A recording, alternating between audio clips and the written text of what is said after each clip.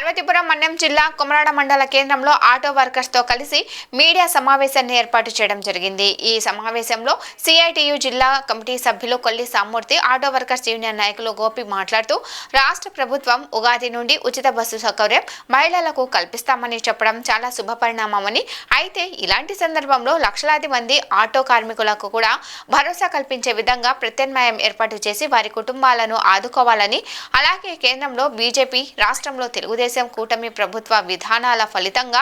ఆటోమోటార్ రంగం కార్మికులు తీవ్రంగా నష్టపోతున్నారని, ఇటువంటి తరుణంలో లైసెన్సులు, ఫిట్నెస్ సర్టిఫికెట్లు ప్రైవేట్ వ్యక్తులకు అప్పజెప్పడం వలన మరింత భారం పడుతుందని, ప్రజలకు రక్షణ కరువవుతుందని, కావున ప్రభుత్వ ఆధీనంలోనే నడపాలని ఈ సందర్భంగా కోరారు। ఈ కార్యక్రమంలో ఆటో కార్మికులు తదితరులు పాల్గొన్నారు। ట్రాన్స్పోర్ట్ కార్మికులకు సంక్షేమ బోర్డు ఏర్పాటు చేయాలని, ఆటో మోటార్ కార్మికుల భారంగా మోపే లైసెన్స్ అలాగే ఫిట్నెస్ సర్టిఫికెట్లు ప్రైవేట్ పరం చేయొద్దని all India FIRW working committee సమావేశం చేయాలని కోరుతూ ఈరోజు ఇక్కడ పత్రికా విలేకరుల సమావేశం ఏర్పాటు చేయడం జరిగింది। దీనికి సంబంధించి ముఖ్యంగా రోడ్డు రవాణా కార్మికుల సామాజిక భద్రతా చట్టాన్ని ఏర్పాటు చేయాలని, రవాణా కార్మికులకు PF, ESI,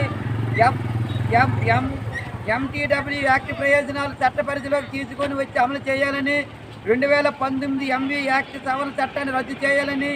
ఆర్టీసీని రక్షించాలని, ఆర్టీసీలను బలోపేతం చేయాలని, జరిమానాలు గణనీయంగా తగ్గించాలని, ఆటో, లారీ అలాగే మొత్తం సంబంధించి ప్రత్యేక కేంద్ర ప్రభుత్వ యాప్ల అభివృద్ధి చేసి నిర్వహించాలని, డీజిల్, పెట్రోల్ ధరలు తగ్గించాలని, 4 లేబర్ కోడ్లను ఉపసరించుకోవాలని, విద్యుత్ బస్సులు కొనుగోలు కేంద్ర ప్రభుత్వం ఇచ్చే సబ్సిడీ నేరుగా ఆర్టీసీకి ఇవ్వాలని, వాటి నిర్వహణలో ఆర్టీసీకి అప్పగించాలని, వీటికి సంబంధించి ఉచిత బస్సులు కూడా ఏర్పాటు చేస్తామన్నారు। కాబట్టి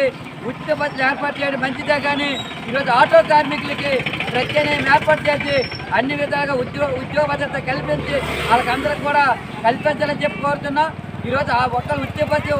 ఏర్పాటు చేసిన సందర్భంలో ప్రత్యామ్నాయంగా ఆటో డ్రైవర్లు కూడా ఏర్పాటు చేసి వాళ్ళ కుటుంబాన్ని